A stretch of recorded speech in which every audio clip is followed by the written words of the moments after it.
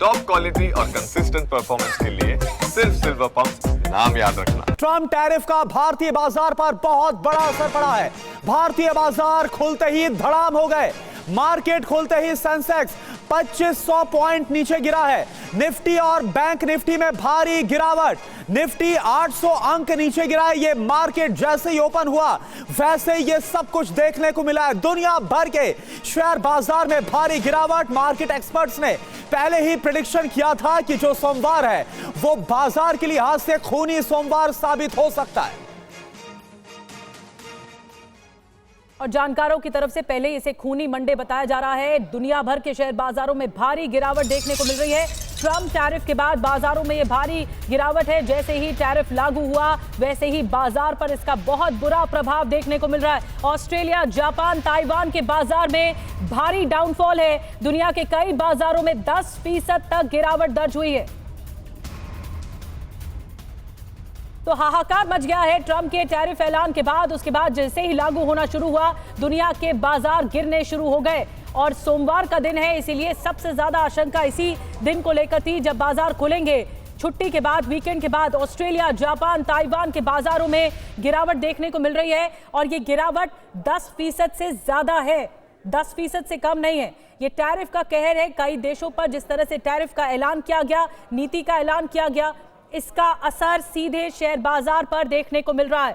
तो क्या शेयर बाजार में आज ब्लैक मंडे होगा? क्योंकि दुनिया भर के शेयर बाजारों में भारी गिरावट है और ट्रम्प टैरिफ के बाद शेयर बाजारों में डाउनफॉल देखने को मिल रहा है। ऑस्ट्रेलिया शेयर बाजार में 6.4% की गिरावट दर्ज हुई है।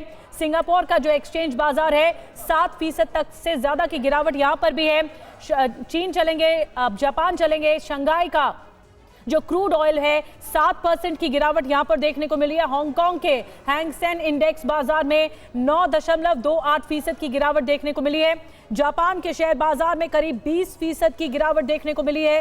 ताइवान के स्टॉक मार्केट में 15% की गिरावट देखने को मिली है। ये गिरावट बहुत ज्यादा है और 10% से ज्यादा आंकी जा रही है।